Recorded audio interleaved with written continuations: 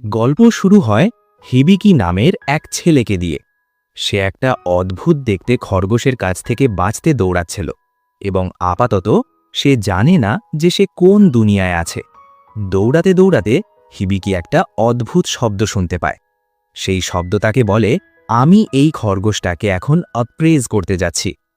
এই শব্দ তাকে অ্যানালাইজ করে জানায় যে এই র্যাবিটের নাম হর্ন র্যাবিট এবং এটি লেভেল 1-এ আছে।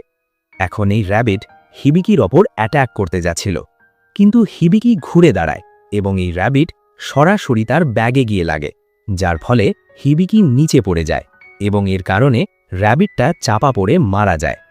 পরের দৃশ্যে দেখা যায় এক এলফ মেয়েকে, যে জঙ্গলে ছিল এবং সে একটা শব্দ শুনতে পায়। সেই শব্দ তাকে বলে, তোমাকে পূর্ব দিকে যেতে হবে, কারণ সেখানে তোমার জন্য একটি মূল্যবান জিনিস অপেক্ষা করছে। এটা শুনে মেয়েটি চিন্তায় পড়ে যায়। ঠিক তখনই তার শার্টের বোতাম ছিঁড়ে যায় এবং তার বাস্কেটবল বের হয়ে যায়। এটা দেখে সে নিজেই অনেক লজ্জা পায়। এরপর আবার হিবিকির দৃশ্য দেখানো হয়, যে তার ফোন বের করে চেক করে, কিন্তু ফোনে কোনো নেটওয়ার্ক থাকে না। এখানে তার ক্ষুধাও লাগে এবং সে র্যাবিটটার দিকে তাকায়, কিন্তু সে ভাবছিল সে কি এই র্যাবিটের মাংস খেতে পারবে। ঠিক তখনই সে আবার তার সিস্টেমের শব্দ শুনতে পায়। সিস্টেম তাকে জানায় যে এই র্যাবিট খাওয়ার উপযুক্ত এবং সে এটা খেতে পারে। তাই এখন হিবিকি র্যাবিটটা তুলে নিয়ে তার ব্যাগে রেখে দেয়। এখন সিস্টেম আবার উপস্থিত হয় এবং তার ব্যাগ সম্পর্কে বলতে শুরু করে। সিস্টেম তাকে জানায় যে যেই মেটেরিয়াল দিয়ে হিবিকির ব্যাগ তৈরি, সেই মেটেরিয়াল এই দুনিয়াতেই এক্সিস্ট করে না। হিবিকি এখন এই সিস্টেম দেখে ভাবে, আমি এই সিস্টেমের সাহায্যে নিজেকেও অ্যাপ্রেস করতে পারি। সিস্টেম তাকে তার নাম, বয়স এবং তার জব জানায়। হিবিকির বয়স 16 বছর এবং তার জব হলো অ্যাপ্রেজার, কিন্তু এখনও সে জানে না যে এই শব্দটা সে শুনছে সেটা কার এবং কোথা থেকে আসছে। সিস্টেম এখন তাকে জানায় যে সে এক স্ট্যাটাস সাপোর্ট। হিবিকি চেক করে এবং জানতে পারে যে তার কাছে একটি নয়, অনেকগুলো স্কিল আছে। হিবিকি এখন এখানে এক্সপার্ট আই নামের একটি স্কিল ব্যবহার করার কথা ভাবে, কিন্তু এই স্কিল ব্যবহার করার পর কিছুই হয় না। তাই এখন সে সিস্টেমের সাহায্য নেয় এবং ওয়ার্ল্ড ম্যাপ খুলে ফেলে। এখানেই দুনিয়ার ম্যাপ খুলে যায়, কিন্তু সে বুঝতে পারে না এই ম্যাপ কেমন। সে এখানে শুধু কিছু লাইন দেখতে পায়। এখন সে সিদ্ধান্ত নেয় যে সে সোজা হাঁটতেই থাকবে। এখন হাঁটতে হাঁটতে সন্ধ্যা হয়ে যায় এবং সে একটি রাস্তা খুঁজে পায়, কিন্তু এখানে তার ব্যালেন্স নষ্ট হয়ে যায় এবং সে রাস্তায় পড়ে যায়। কিছুক্ষণ পর তার সিস্টেম আবার উপস্থিত হয় এবং তাকে জানায় যে সে একটি নতুন টাইটেল পেয়েছে, যার নাম কাস্টঅ্যাওয়ে ইন অ্যান ইসেকাই। সে এগুলো দেখছিলই, কিন্তু তখনই তার কাছে একটা বড় মনস্টার চলে আসে। এটা দেখে সে খুব ভয় পেয়ে যায় এবং বুঝতে পারে যে সে অন্য এক দুনিয়ায় চলে এসেছে। কিন্তু হঠাৎ করেই সেই মনস্টারের ওপর একটা অ্যাটাক হয় এবং মনস্টারটা সেখানেই মারা যায়। এই অ্যাটাক সেই এলফ মেয়েই করে, যাকে আমরা আগে দেখেছিলাম। সে তার ধনুক দিয়ে এই মনস্টারকে মেরে ফেলে। সিস্টেম এখন হিবিকির একটি স্কিল অ্যাক্টিভ করে, যার নাম ট্রান্সলেশন, যাতে সে এই এলফের সাথে কথা বলতে পারে। হিবিকি তাকে ধন্যবাদ জানায় তার জীবন বাঁচানোর জন্য। মেয়েটা জানায় তার নাম অ্যামেলিয়া। হিবিকিও নিজের পরিচয় দেয়। হিবিকি অ্যামেলিয়ার কান দেখে বুঝতে পারে যে সে একজন এলফ। সে ভাবছিল যে অ্যামেলিয়া হয়তো কসপ্লে করছে। অ্যামেলিয়া হিবিকির কথা ঠিকমতো বুঝতে পারে না। সে তাকে জিজ্ঞেস করে, তুমি এখানে কি করছো? এখন হিবিকির সিস্টেম আবার ওপেন হয় এবং অ্যামেলিয়া সম্পর্কে সব কিছু জানাতে শুরু করে। সিস্টেম জানায় যে এই এলফের বয়স 56 বছর। তখন হিবিকি বুঝে যায় যে অ্যামেলিয়া কোনো কসপ্লে করছে না, সে সত্যিই একজন এলফ। অ্যামেলিয়ার জব হলো স্পিরিট আর্চার। তখন অ্যামেলিয়া হিবিকিকে জানায় যে এই এলাকায় একটি মনস্টার ঘুরছে, যার নাম মেজ ইটার। সে নিজেকে ঝোপের মধ্যে লুকিয়ে রাখে। অ্যামেলিয়া হিবিকিকে এটাও বলে যে চিন্তার কিছু নেই, কারণ সে তাকে রক্ষা করবে। অ্যামেলিয়া ভাবে যে হিবিকি একটা বাচ্চা, তাই সে তাকে জড়িয়ে ধরে। কিন্তু যখন সে জানতে পারে যে হিবিকি 16 বছরের, তখন সে হিবিকিকে দূরে সরিয়ে দেয়। পরের দৃশ্যে রাতে তারা আগুন জ্বালিয়ে বসে আছে। তখন হিবিকি জানতে পারে যে এই দুনিয়ায় 15 বছর হলেই সবাই প্রাপ্তবয়স্ক হয়ে যায়। এরপর হিবিকি তার মারা র্যাবিটটি অ্যামেলিয়ার সাথে শেয়ার করে এবং তারা দুজনেই সেটি খায়। পরের দৃশ্যে তারা চা খাচ্ছিল। তখন হিবিকি অ্যামেলিয়ার কাছে এই দুনিয়া সম্পর্কে জিজ্ঞেস করে। অ্যামেলিয়া তাকে জানায় যে এই জায়গাটির নাম কিংডম অফ হারাস্টিয়া।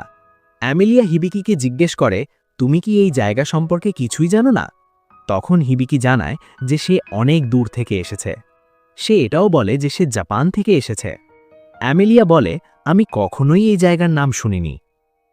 এটা শুনে হিবিকি নিশ্চিত হয়ে যায় যে এই দুনিয়া সত্যিই এক নতুন দুনিয়া। অ্যামেলিয়া হিবিকিকে বলে, চিন্তা করার কোনো দরকার নেই, কারণ আমি তোমাকে শহরে নিয়ে যাব। এখন তারা দুজন সেখানেই ঘুমানোর পরিকল্পনা করে। হিবিকি ঘুমিয়ে পড়ে এবং অ্যামেলিয়া তাকে দেখে ভাবছিল, হয়তো এই ছেলেটাই সেই মূল্যবান জিনিস যার কথা জঙ্গলে সেই স্পিরিট তাকে বলেছিল। তখন অ্যামেলিয়া আবার এক আওয়াজ শুনতে পায়। সেই আওয়াজ তাকে বলছিল, এই ছেলেটিকে বাঁচানোর জন্য ধন্যবাদ। পরের দৃশ্যে হিবিকিকে দেখানো হয় যে তার পুরনো দুনিয়ায় আছে এবং এখানে সে তার বন্ধুদের সাথে বসে আছে। তারা একে অপরের খুব ভালো বন্ধু ছিল। তারা মজা করছিল।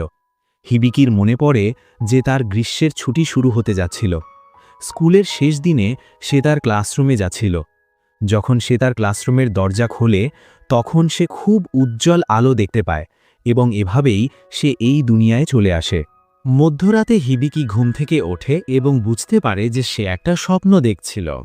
এখন সে তার চারপাশের সবুজ জিনিসগুলো দেখতে পায়। তার সিস্টেম তাকে জানায় যে এটি একটি ম্যাজিক্যাল ব্যারিয়ার। এই জিনিসের কারণে যদি কেউ তাদের কাছে আসে তাহলে এটি আগে থেকেই তাদের জানিয়ে দেবে। এটি এক ধরনের ম্যাজিক যা অ্যামেলিয়া ব্যবহার করেছিল। এখন হিবিকি ভাবছিল যে সে কিভাবে এই ইসেকাই দুনিয়া থেকে তার আগের দুনিয়ায় ফিরে যাবে। কিছুক্ষণ পর সে তার স্ট্যাটাস চেক করতে থাকে। সে জানতে পারে যে তার কাছে অ্যাপ্রেজার অ্যাবিলিটি আছে। এই ক্ষমতা ব্যবহার করে সে যে কোনো জিনিসকে আইডেন্টিফাই করতে পারে। পরের দিন অ্যামেলিয়া ঘুম থেকে ওঠে দেখে যে হিবিকি এখনও ঘুমিয়ে আছে। তখন সে বুঝতে পারে যে সে পুরো রাত এই ছেলেটার সাথে ঘুমিয়েছে।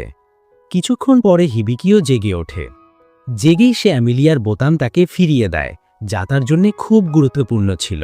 কিন্তু অ্যামেলিয়া তাকে একটা ঘুষি মারে এবং সে বাতাসে উড়ে যায়। পরে অবশ্য অ্যামেলিয়া তার কাছে এর জন্য ক্ষমা চেয়ে নেয়।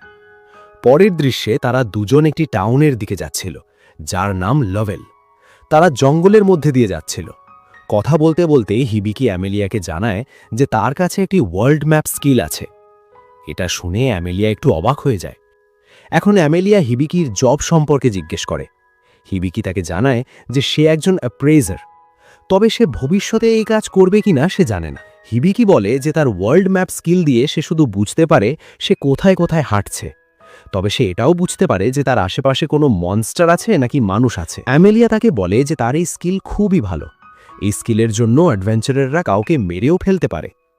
এখন হিবিকি তার সিস্টেম থেকে জানতে পারে যে অ্যাডভেঞ্চারাররা হলো অ্যাডভেঞ্চারার্স গিল্ডে কাজ করা কন্ট্রাক্টর, যাদের কাজ হলো মনস্টার ধরা এবং মেরে ফেলা আর সেখান থেকে পাওয়া ম্যাটেরিয়াল সংগ্রহ করা। এরপর অ্যামেলিয়া তাকে বলে, তুমি কতটা বোকা, তুমি এই স্কিলটা ব্যবহারই করতে পারছো না। তবে অপমান করতে করতে সে আবার ক্ষমাও চেয়ে নেয়। এখন হিবিকি অ্যামেলিয়াকে জিজ্ঞেস করে, তোমার কি কোনো বন্ধু আছে? অ্যামেলিয়া এমন মুখ করে বলে যে হ্যাঁ, তার অবশ্যই বন্ধু আছে। তখন হিবিকি বলে, আরে হ্যাঁ, আমিও তো তোমার বন্ধু। হিবিকির মুখে এই কথা শুনে অ্যামেলিয়া খুব খুশি হয়ে যায়। এখন হিবিকি তার সিস্টেম থেকে জানতে পারে যে তার আশেপাশে একটি ক্রিস্টাল হর্ন নামের র্যাবিট ঘুরছে। অ্যামেলিয়া এটা শুনে একটু শক হয়ে যায় এবং বলে যে ক্রিস্টাল হর্ন র্যাবিটের হর্ন পাওয়া খুবই রেয়ার এবং এটা পোষণ বানাতে অনেক কাজে লাগে। আর আরেকটা কথা, এই ক্রিস্টাল তারা অনেক দামে বিক্রিও করতে পারবে। পরের দৃশ্যে তারা সেই ক্রিস্টাল র্যাবিটটাকে দেখতে পায়। হিবিকি তার অ্যাপ্রেজ স্কিল দিয়ে জানতে পারে যে এই র্যাবিটের কাছে এসকেপ নামের একটি স্কিল আছে।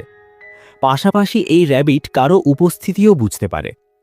এখন অ্যামেলিয়া তার ম্যাজিক ব্যবহার করে নিজের সাউন্ড এবং স্মেল নালিফাই করে দেয়। অ্যামেলিয়ার এই স্কিল দেখে হিবিকি বেশ ইমপ্রেস হয়ে যায়। তখন অ্যামেলিয়া হিবিকিকে বলে যে তার ওয়ার্ল্ড ম্যাপ স্কিল ব্যবহার করে সে সহজেই টার্গেট খুঁজে পেতে পারে এবং যে কোনো অ্যাডভেঞ্চার পার্টি তাকে সহজেই নিজেদের টিমে জয়েন করাতে চাইবে। অ্যামেলিয়াও এখন হিবিকির সাথে একটা পার্টি বানাতে চায়। অ্যামেলিয়া ভাবছিল যে সে হিবিকির সামনে এই র্যাবিটটাকে ধরবে এবং এতে ইমপ্রেস হয়ে হিবিকি তার পার্টিতে জয়েন হয়ে যাবে। এখন অ্যামেলিয়া রেডি হয়ে যায় এই র্যাবিট ধরার জন্য। তার কাছে কোনো তীর ছিল না, কারণ সে একজন স্পিরিট আর্চার এবং সে বাতাস থেকেই তীর তৈরি করতে পারে। কিন্তু সে যখনই র্যাবিটের দিকে তীর ছোড়ে, র্যাবিটটার সাথে সাথেই অদৃশ্য হয়ে যায়। এটা দেখে অ্যামেলিয়া অবাক হয়ে যায়। অ্যামেলিয়া বলে যে ওই র্যাবিটের কাছে এসকেপ স্কিল আছে, তাই তাকে ধরা যাবে না।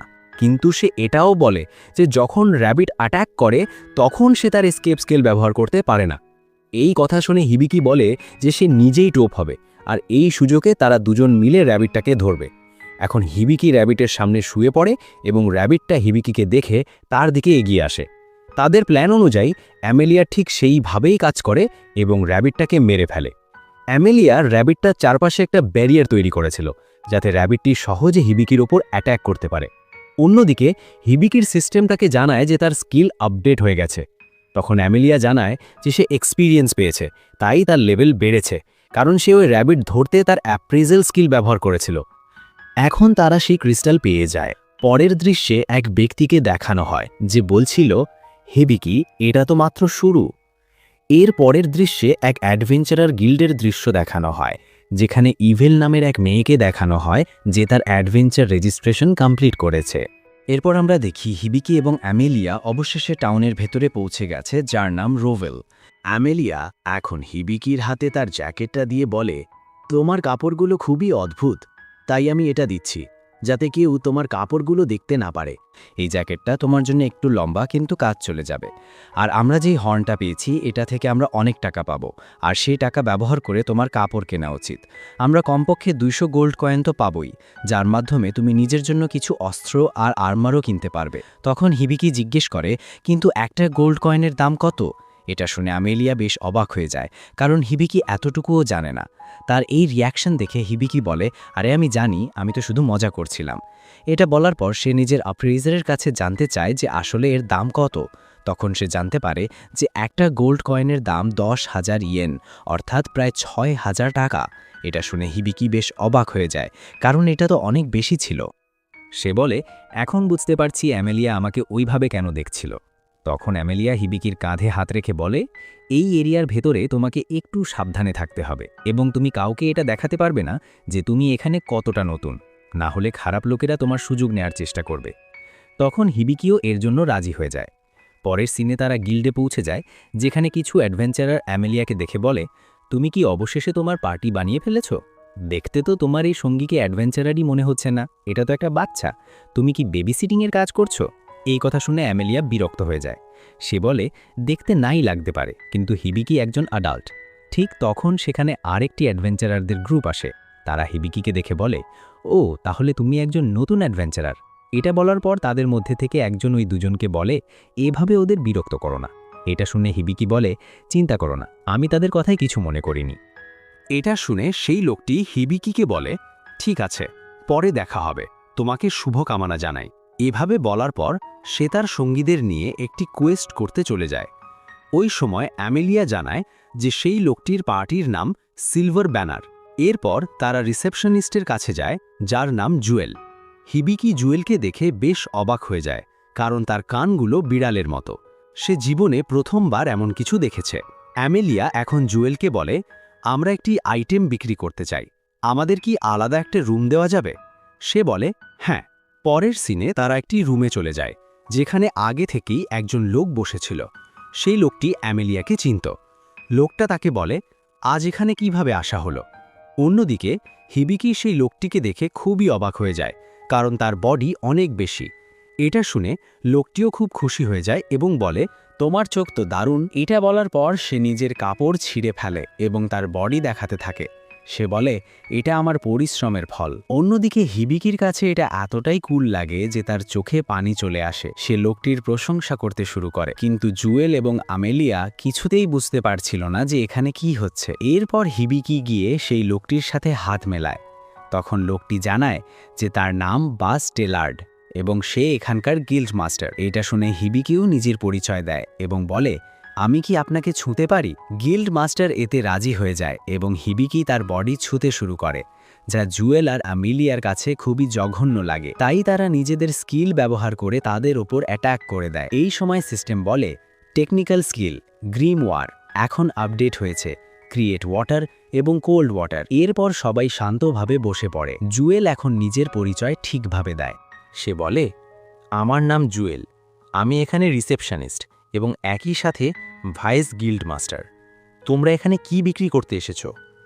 তখন অ্যামেলিয়া তাদের সেই হর্নটি দেখায়। এটা দেখে বাস বলে, 3 বছর আগেরটার থেকেও এটা অনেক বড়। তখন অ্যামেলিয়া বলে, হ্যাঁ, তাহলে তোমরা এর জন্য আমাকে কত দেবে? গিল্ড মাস্টার কিছুক্ষণ ভেবে বলে, 400 গোল্ড কয়েন কেমন হবে? এটা শুনে হিবিকি খুব খুশি হয়ে যায়, কারণ তারা যতটা ভেবেছিল এটা তার থেকেও বেশি। সে ভাবে অ্যামেলিয়া নিশ্চয়ই এই রেট পছন্দ করবে। কিন্তু অ্যামেলিয়া বলে, আমি বোকা নই। আমার মনে আছে 3 বছর আগে যে হর্নটা ছিল সেটা 233 গোল্ড কয়েনে বিক্রি হয়েছিল, আর আজ আমি যে হর্নটা এনেছি সেটা 3 গুণ বড়, তাই তোমরা যে দাম দিচ্ছ সেটা খুবই কম। এটা 3 গুণ বড়, তাই তোমাদের অন্তত 800 গোল্ড কয়েন দিতে হবে। এটা শুনে হিবিকিও অবাক হয়ে যায়। গিল্ড মাস্টার তখন বলে, এত বেশি আমরা দিতে পারবো না, বরং 550 গোল্ড কয়েন দেই। কিন্তু অ্যামেলিয়া এতে রাজি হয় না। সে বলে 780। এরপর তারা এভাবেই দর কষাকষি করতে থাকে এবং গিল্ড মাস্টার বলে, আমি 680-র বেশি দিতে পারবো না।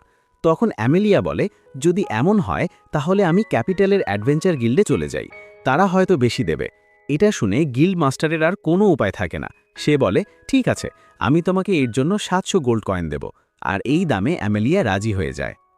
অন্যদিকে জুয়েলও গিল্ড মাস্টারকে বলে, আমরা তো আমাদের বাজেটই পার করে ফেলেছি, কিন্তু আমাদের আর কোনো উপায়ও ছিল না।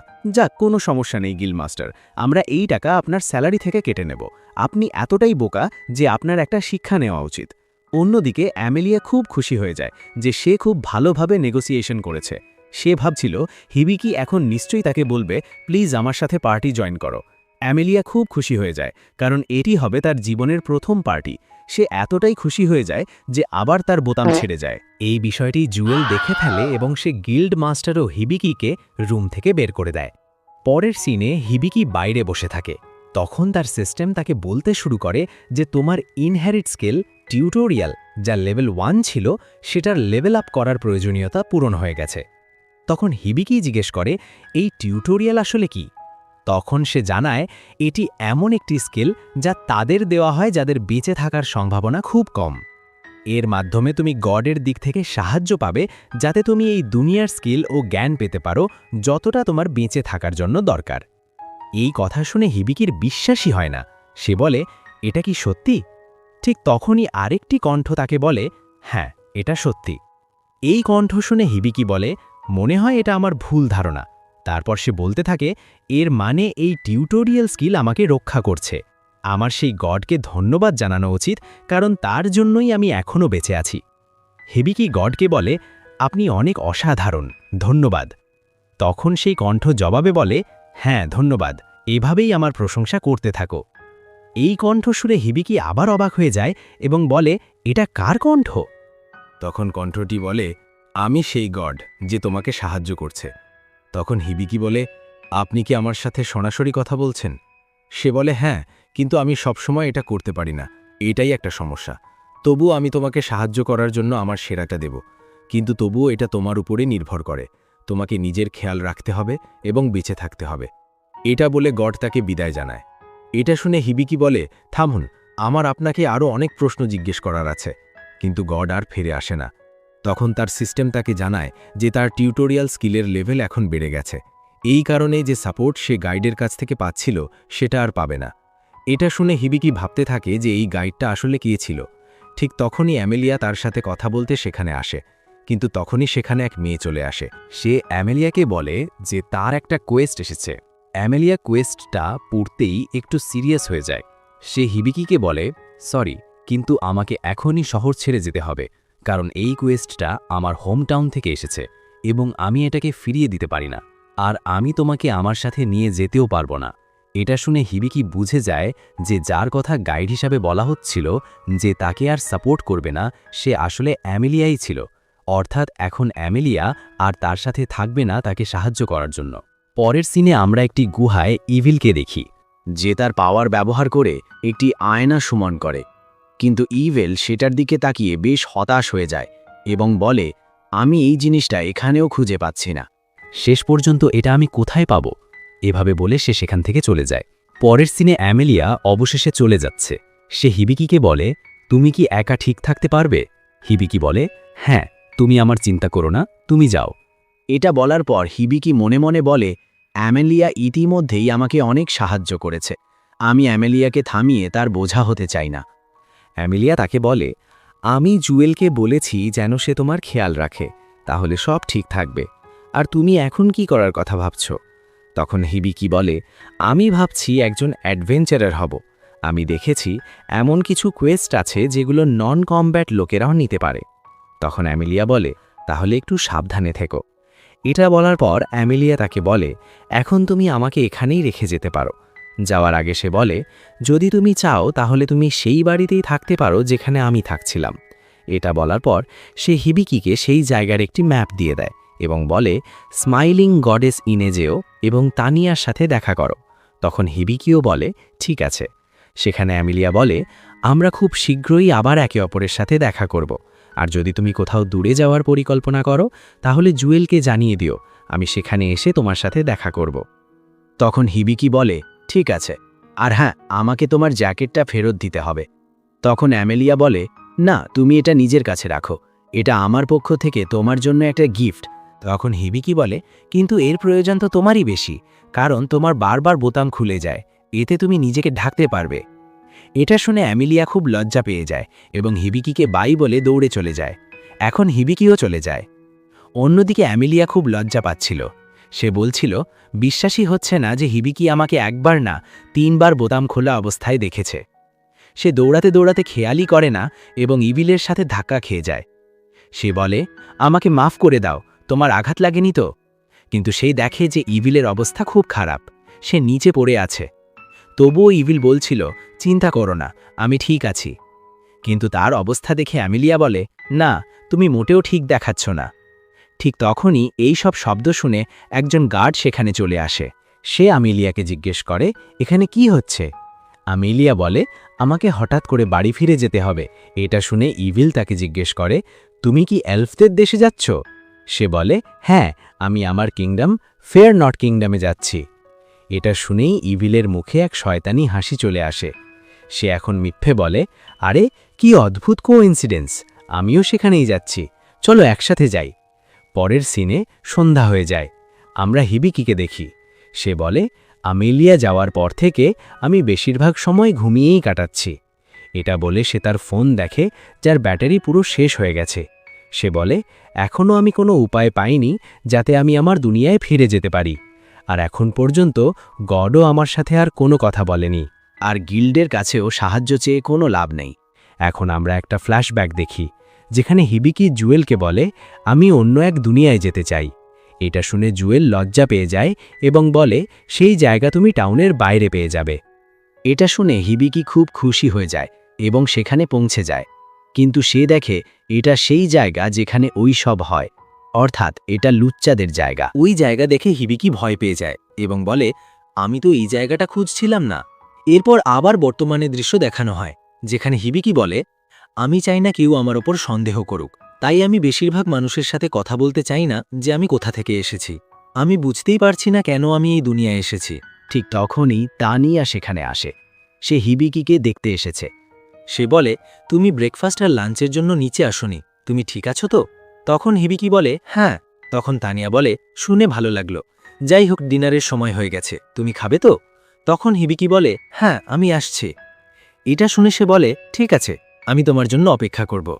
তার যাওয়ার পর হিবিকি ভাবে, আমার একটু নার্ভাস লাগছে, কারণ সেই হর্ন বিক্রি করে যে টাকা পেয়েছি এখন আমার কাছে শুধু সেটাই আছে, একদিন সেটা শেষ হয়ে যাবে, তাই আমাকে একটা কাজ খুঁজে নিতে হবে। এটা বলে সে উঠে দাঁড়ায় এবং বলে, কিন্তু 1 মিনিট, আমি আসলে কি করতে পারি? এটা শুনে সিস্টেম তার স্ট্যাটাস দেখায়। নিজের জব দেখে হিবিকি বলে, আমি সত্যিই বুঝতে পারছি না এটা কি, আর আমার স্ট্যাটাসে কিছু নম্বরও আছে, এগুলো কতটা ভালো? তখন সিস্টেম বলে, একা লড়াইয়ের জন্য এগুলো একদমই ভালো না। এটা শুনে হিবিকি বলে, ও তাই নাকি? এরপর সে দেখে যে তার একটা টাইটেলও আছে। সে দেখে তার ওল্ডার লেডি কিলার টাইটেলও আছে। এটা দেখে সে বলে, এটা আবার কেমন টাইটেল? তখন সিস্টেম বলে, তোমার কাছে কিছু নতুন টেকনিক্যাল স্কিলও আছে, যেমন কন্ট্রাক্ট আর মেডিকেল বুক। এটা শুনে হিবিকি বলে, মেডিকেল বুকটা কাজে লাগতে পারে। সিস্টেম তাকে বলে, তুমি মেডিকেল বুক পড়ে এর ভেতরের সব কিছু শিখতে পারবে। যদি তুমি হাই লেভেলের মেডিকেল প্রসিজার করতে চাও তাহলে আমি রেকমেন্ড করব যে তোমাকে প্রতিটি পেজ পড়তে হবে। তখন হিবিকিও রাজি হয়ে যায়। সিস্টেম বলে, তবে তুমি মাঝপথে থামতে পারবে না, সব কিছু শিখতে তোমার একটু সময় লাগবে। হিবিকিও এতে রাজি হয় এবং তার সামনে একটা মোটা মেডিকেল বুক চলে আসে। এরপর হঠাৎ করেই সেই বইয়ের সব তথ্য তার ব্রেনে ঢুকতে শুরু করে। এত তথ্য একসাথে ঢুকতে থাকায় হিবিকির প্রচণ্ড ব্যথা হতে থাকে। পরের সিনে আমরা অ্যামেলিয়াকে দেখি, যে ইভিলের সাথে ট্র্যাভেল করছে। অ্যামেলিয়া তাকে হিবিকি সম্পর্কে সব বলছিল, সে কতটা নতুন। সব শুনে ইভিল তাকে জিজ্ঞেস করে, তুমি কি হিবিকিকে পছন্দ করো? সে বলে, না, এটা হতে পারে না, আমি তো তাকে অল্প সময় ধরে চিনি। আর সে আমার থেকে 40 বছরের ছোট। ঠিক তখনই সেখানে একটা মেইড আসে, যে অ্যামেলিয়াকে চেনে এবং তাকে ডাকতে থাকে। মেইডকে দেখে ইভিল বলে, এখানে একটা মেইড কি করছে? তখন অ্যামেলিয়া বলে, এটা তো স্টেলিয়া। এটা বলে সে গিয়ে তাকে জড়িয়ে ধরে এবং বলে, আমি তোমাকে অনেক মিস করেছি। স্টেলিয়াও বলে, আমিও আপনাকে অনেক মিস করেছি, 5 বছর পর আপনার সাথে দেখা হলো। তখন ইভিল এসে জিজ্ঞেস করে, এটা কে? অ্যামেলিয়া বলে, এটা স্টেলিয়া, আমাদের শেফ মেইড। এরপর অ্যামেলিয়া স্টেলিয়াকে বলে, এর নাম ইভিল, সে একজন অ্যাডভেঞ্চারার যে বিভিন্ন জায়গায় ট্র্যাভেল করে। তখন ইভিল অ্যামেলিয়াকে জড়িয়ে ধরে বলে, আমরা তো একই পার্টির সদস্য। এটা শুনে অ্যামেলিয়া অনেক খুশি হয়ে যায়, কারণ এতদিন ধরে সে একটি পার্টি গঠন করতে চেয়েছিল। অ্যামেলিয়া বলে, হ্যাঁ। ঠিক তখন আমরা দেখি এটা শুনে স্টেলিয়া অনেক রেগে যায়। এরপর আমাদের কয়েকদিন পরের সিন দেখানো হয়, যেখানে হিবিকির মেডিকেল বুকের স্টাডি সম্পূর্ণ হয়েছে। হিবিকি এখন বুঝতে পারে যে তাকে প্রথমে শপিং করতে যেতে হবে, এবং সে একটি আর্মারি শপে এসে আর্মার কিনে নেয়। সে বলে, স্কিল পাওয়াও সত্যি খুব কঠিন। তখন তার সিস্টেম বলে, বিভিন্ন স্কিল পাওয়ার জন্য আলাদা আলাদা উপায় আছে। এটা শুনে হিবিকি সেই সিস্টেমকে ধন্যবাদ জানায় এবং বলে, তুমি সবসময় আমাকে শেখাতে থাকো, আমি তোমাকে একটা নাম দেব। আমি তোমাকে এখন থেকে স্যাপোচান বলে ডাকব। এই নাম স্যাপোচান পছন্দ করে। পরের সিনে হিবিকি গিল্ডের মধ্যে ছিল। ঠিক তখন হঠাৎ সেই পার্টির সাহায্যের জন্য আসে। তাদের দেখে হিবিকি মনে করে, এই পার্টির সঙ্গে তার আগেও দেখা হয়েছে। একজন লোক তার সঙ্গীকে নিয়ে আসে এবং বলে, আমার সঙ্গী সিলভার রুবি উলফের সঙ্গে লড়ছিল এবং আহত হয়েছে। আমার বিশ্বাস গিল্ড মাস্টার তার ব্লিডিং বন্ধ করতে পারবে। এটা বলার পর তারা এগোনোর চেষ্টা করে, কিন্তু তারা দুজনই নিচে পড়ে যায়।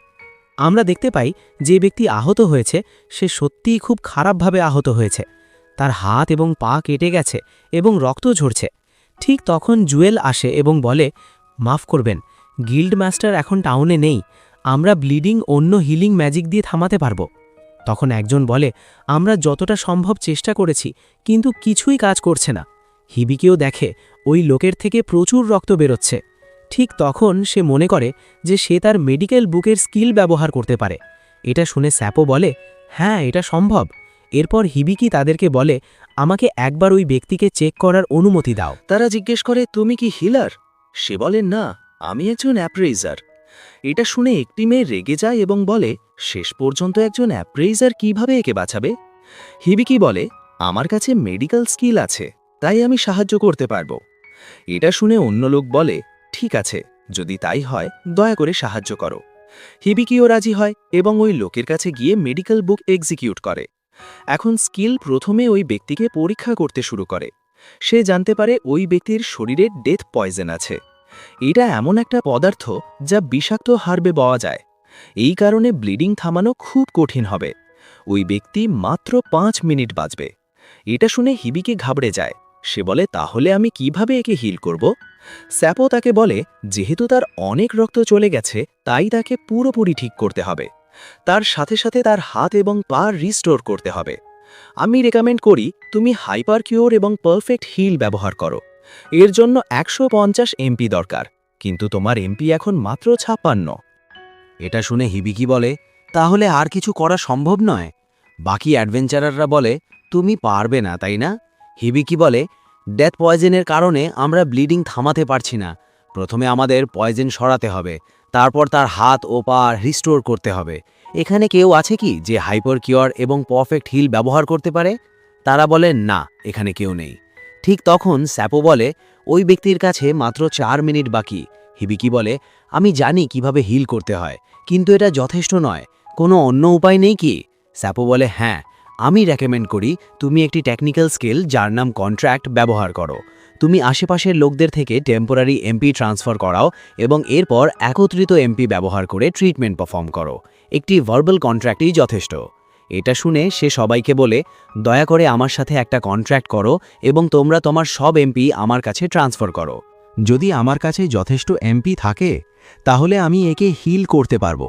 তারা প্রথমে কনফিউজড হয়, কিন্তু এরপর তারা কন্ট্রাক্ট করতে রাজি হয়। ওই ব্যক্তির সব সঙ্গী হিবিকির সঙ্গে কন্ট্রাক্ট করে এবং তাদের সব এমপি ট্রান্সফার করতে শুরু করে। তবে এখনও কিছু এমপি কম ছিল।